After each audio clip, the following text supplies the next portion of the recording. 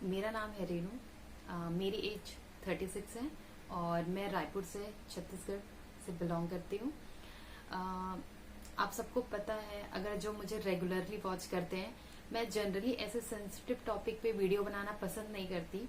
लेकिन अभी जैसा सिचुएशन चल रहा है कोरोना का, आप सबको जैसे पता ही है कि ये वीडियो मैं अपने जो मुझे एक्सपीरियंस रहा है मैं उसके लिए बना रही हूँ, ताकि जो मुझे सुनते हैं, जो मुझे देखते हैं, मेरे फैमिली फ्रेंड्स है, जो आसपास जो भी लोग हैं जो मुझे जानते हैं, उनको थोड़ी बहुत भी अगर हेल्प हो सकती है इस वीडियो से तो मैं बहुत थैंकफुल रहूंगी। प्लीज जरूर देखिएगा ये वीडियो जिसमें मैं अपना एक्सपीरियंस शेयर करने जा रही हूँ। और यहाँ पे मैं एक चीज बता दूं, मैं कोई डॉक्टर नहीं हूँ, मैं कोई फिजिशियन नहीं हूँ या कोई काउंसलर नहीं हूँ। मैं यहाँ पे सिर्फ अपना एक्सपीरियंस शेयर कर रही हूँ। मैं ऐसे वीडियो इसीलिए जनरली नहीं बनाती कि कई लोग मिसगाइड भी करते, पैनिक भी करते। मैं रोज जब भी किसी से बात करती हूँ यही सुनने को मिलता है कि आज उसे कोरोना हो गया या आज कोई उनके रिलेटिव इन्फेक्ट हो गया। सो इसलिए मैं आज ये वीडियो मैंने बनाने का डिसाइड किया। सो सबसे पहले मैं बताती हूँ कि मुझे कोरोना कब हुआ था और कैसे हुआ था। तो सबसे पहले एक चीज बता दूं कि ऐसा नहीं है कि अगर आप जो भी कोरोना वायरस के रूल रेगुलेशंस या गाइडलाइन फॉलो नहीं करते हैं तो ही आपको कोरोना हो सकता है।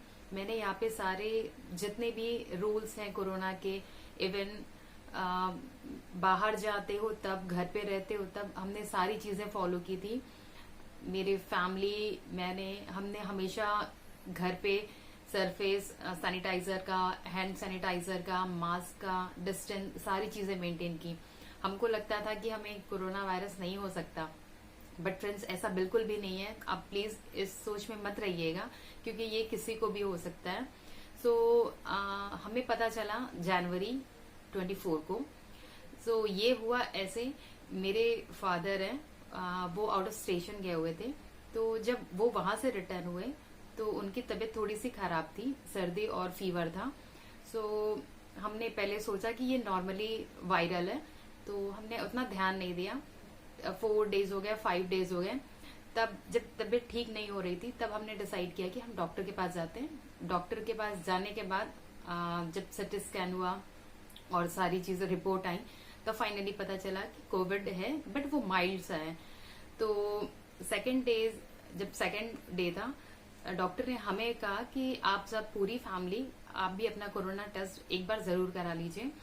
बट हमें ऐसा लगता था कि हमें हो नहीं सकता क्योंकि हमारे घर में किसी को कोई सिम्टम नहीं थे। सो हमें थोड़ा सा भी आइडिया नहीं था कि हमें भी शायद हो सकता है, क्योंकि हमारे घर में किसी को फीवर नहीं, किसी को भी सर्दी नहीं, कोई सिम्टम नहीं थे। फिर हमने फाइनली डिसाइड किया कि हम सारे चेक करवाएंगे। हमने अपना सारा चेकअप करवाया। देन सेकेंड डे फिर रिपोर्ट आई तो वो बहुत शॉकिंग थी क्योंकि हमारी पूरी फैमिली कोरोना पॉजिटिव थे। एज लिमिट नहीं थी। मेरे मॉम, डैड, मैं, इवन मेरा नेफ्यू जो 3 साल का है वो भी कोरोना पॉजिटिव था। सो ये चीज बहुत शॉकिंग थी हमारे लिए। उसके बाद फिर हमने गवर्नमेंट के थ्रू टेस्ट करवाया था। सो हमें कुछ होम आइसोलेशन के लिए फॉर्म भरने थे क्योंकि हमारे यहाँ पे तबीयत सबकी बहुत ज्यादा खराब नहीं थी, नॉर्मल थी कंडीशन सबकी। सो हमें होम आइसोलेशन के लिए परमिशन लेनी पड़ी। सो फाइनली हमें मिल गई। उसके बाद उन्होंने एक डॉक्टर का नंबर दिया हमें, और जो हमारा रेगुलर फॉलोअप लेते रहते थे। मैं छत्तीसगढ़ से बिलोंग करती हूँ तो छत्तीसगढ़ में ऐसा होता है, बाकी स्टेट का मुझे आइडिया नहीं है। सो एक डॉक्टर थी, सो वो रेगुलरली दिन में 4 बार हमारा फॉलोअप लेती थी। और एक फॉर्म होता है जो आपको ऑनलाइन फिल करना होता है, एक एक पेशेंट के लिए होता है वो। अगर आपके घर में 8 पेशेंट है तो 8 के फोन नंबर पे वो मैसेज आएगा। आपको दिन में 4 या 5 बार ही अपना ऑक्सीजन लेवल, पल्स और टेम्परेचर तीनों डालना होता है उसमें। आपको दिन में 4 बार ये रिकॉर्ड फिल करके उनको भेजना पड़ता है ताकि वो डेली आपके टच में रहे और उनको पता रहे कि आपकी हालत में कितनी सुधार है या कोई दिक्कत तो नहीं है, आपको इमरजेंसी है तो वो सजेस्ट करेंगे। आपके आसपास कोई हॉस्पिटल है वहां पे हॉस्पिटलाइज करने के लिए। अगर आप हार्ट पेशेंट है या शुगर पेशेंट अगर आपके घर पे कोई है तो तब ये चीजें थोड़ी सी ज्यादा इम्पोर्टेंट हो जाती है ध्यान देने वाली। अगर आप नॉर्मली कोई प्रॉब्लम नहीं है तो आप आराम से घर पे रह सकते हैं। अगर आपके घर में कोई एजेड है या फिर अगर कोई हेल्थ इश्यू है तो प्लीज उसका जरूर ध्यान दीजिएगा। उसके बाद कुछ डॉक्टर होते हैं वो आपको आपके पूरे 15 डेज के रूटीन समझाते हैं कि आपको क्या करना चाहिए क्या नहीं करना चाहिए। तो फ्रेंड्स मैं यहाँ पे एक चीज जरूर बताना चाहूंगी, जब भी कोई भी कोरोना पॉजिटिव हो तो प्लीज प्लीज प्लीज MRI बहुत जरूरी है। क्योंकि फर्स्ट जब हमें हुआ था, आई थिंक वो फर्स्ट ट्रेन ही था कोरोना का, तो उसमें एटलीस्ट सिम्टम्स आते थे, समझ में आता था कि हमें कोरोना पॉजिटिव या कोरोना अफेक्टेड है हम। बट अभी जो सिम्टम्स आ रहे हैं आप सबको पता होगा, जिसमें सारे लोगों के सिम्टम्स अलग होते हैं। आप मतलब आइडिया भी नहीं लगा सकते कि ये इसके सिम्टम्स हो भी सकते हैं। सो अगर आपको थोड़ा सा भी ऐसा हो, क्योंकि जनरली अभी ऐसा हो रहा है कि पॉजिटिव होने के बाद भी रिपोर्ट नेगेटिव आ रही है, आप सबको पता ही होगा। तो अगर आपको सर्दी खांसी है और अगर आपको थोड़ा सा भी शक है या फिर डॉक्टर ने ऐसा कहा तो आप प्लीज MRI जरूर करवाएं, जिससे आपके लंग्स में वो जो बैक्टीरिया है वो कितना फैल चुका है उसका आइडिया हमें हो जाता है। क्योंकि जब मेरे फादर की जब हमने रिपोर्ट चेक करवाई थी तो सबसे पहले डॉक्टर ने MRI हमें प्रिस्क्राइब किया था और MRI के थ्रू पता चला कि कितने परसेंटेज लंग्स में वो चीज फैली हुई है। तो जैसे आपने बहुत सुना होगा सीटी वैल्यू बहुत इंपॉर्टेंट है। सीटी वैल्यू जो होता है ना वो आपके डिजीज का लोड बताता है कि आपके लंग्स पे कितना है। तो जैसे यहाँ पे अगर सीटी वैल्यू बहुत ज्यादा है तो आपके लिए बहुत अच्छा है, अबव 35 है तब तो आपको कोरोना आप नेगेटिव हो। क्योंकि अभी जो सिम्टम्स आ रहे हैं तो आपको बिना सीटी वैल्यू और MRI के पता ही नहीं चल पाएगा कि कितना आप इन्फेक्ट हुए हैं। तो आप सीटी वैल्यू जरूर देखिए। 35 से अगर आप ऊपर हैं तो आप नेगेटिव हैं और 35 से अगर नीचे हैं तो आप पॉजिटिव हैं। फिर उस पर भी कुछ क्राइटेरिया है कि आपको 35 से बिलो अगर कितना है तो आप होम आइसोलेशन रह सकते हैं, अगर और कितना कम है तो फिर आप हॉस्पिटल के लिए जा सकते हैं। तो प्लीज ये जरूर चेक करिए।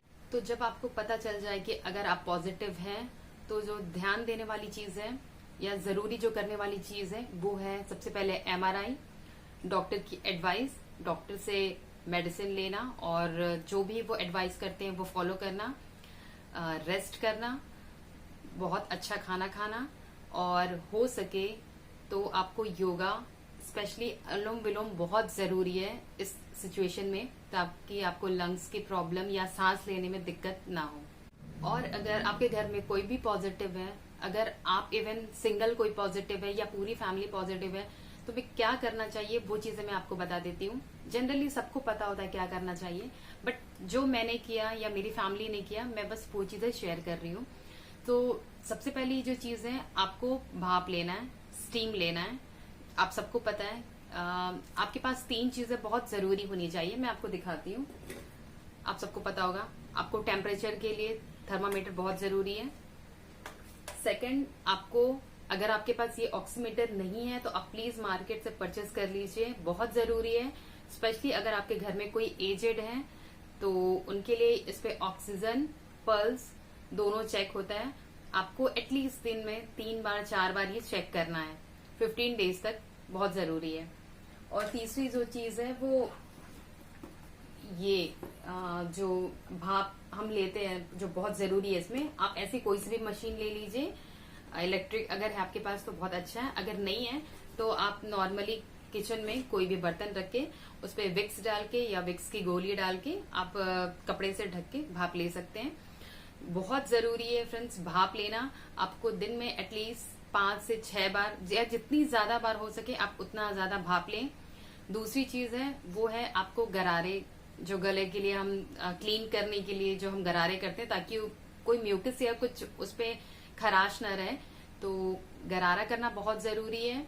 तीसरा चीज है अगर आपके घर में 1 2 3 या जितने लोग भी पॉजिटिव हैं प्लीज सब सेपरेट रूम में रहें और मास्क लगाना सबको बहुत जरूरी है। ऐसा नहीं है कि हमारे घर पे सारे पॉजिटिव है तो हम मास्क नहीं लगाएंगे, बहुत जरूरी है। हमने भी सारे लोगों ने सेपरेट सेपरेट रूम रखा था, सेपरेट लेट बाथ रखा था। उसके बाद सारे लोगों ने मास्क लगा के ही अपने रूम पे बैठते थे, मास्क लगा के पूरा दिन रहते थे। चौथी चीज है, आप सरफेस सैनिटाइजर जरूर रखें, पूरे रूम पे स्प्रे करते रहते हैं, पूरे रूम पे स्प्रे करते रहें पूरे दिन। और सैनिटाइजर तो आप सबको पता है, हाथ हमेशा धोते रहें, सैनिटाइज करते रहें। ये चीजें हैं जो बहुत जरूरी है। और आप एक कॉपी बना ले, उसपे रेगुलर 15 डेज तक अपने पल्स, टेम्परेचर और ऑक्सीजन लेवल नोट करते जाएं। और अगर आपके घर में कोई एजेड है तब तो बहुत जरूरी बनता है कि उनका पल्स, ऑक्सीजन लेवल जरूर आप लिखें। यहाँ पे ऑक्सीजन लेवल आपको 90 से कम नहीं होना चाहिए। जिसको नहीं पता मैं उसको बता दूं कि 90 से ऊपर ही होना चाहिए। अगर ये थोड़ा बहुत फ्लक्चुएट भी होता है, जैसे मैं आपको बताती हूँ, अगर मैंने इसे ये सेंटर वाली उंगली पे लगा के, आप ये देख सकते हैं, मैंने यहाँ पे बटन दबाया, अभी ये चलने लगा है और फिर थोड़ी देर बाद इस पे नंबर डिस्प्ले होंगे।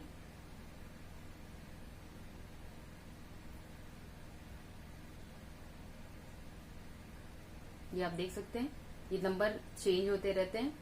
आपको थोड़ी देर तक ये रखना पड़ेगा ऐसा होल्ड करके, एटलीस्ट 1 मिनट तक।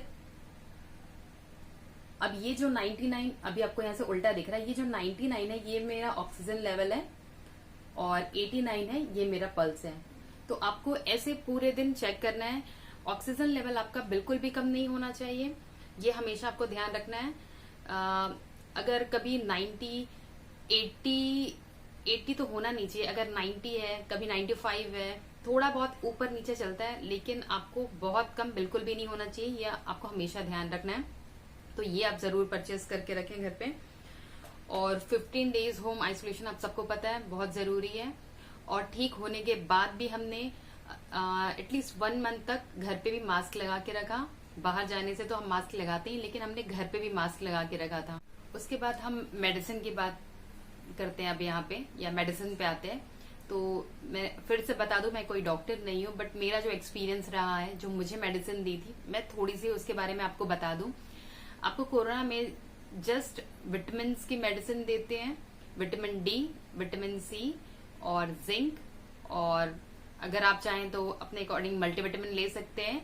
और कुछ जो एंटीबायोटिक्स होते हैं वो देते हैं, और एंजिथ्रोमाइसिन और आइवरमेटिक करके कुछ 2 मेडिसिन हैं। ये जो लंग्स में इन्फेक्शन के लिए होती हैं, ये जनरली ये मेडिसिन आपको दी जाती हैं। तो आप बिना अपने डॉक्टर के प्रिस्क्राइब किए बिना कोई मेडिसिन ना लीजिए, ये रिक्वेस्ट करूंगी आपसे।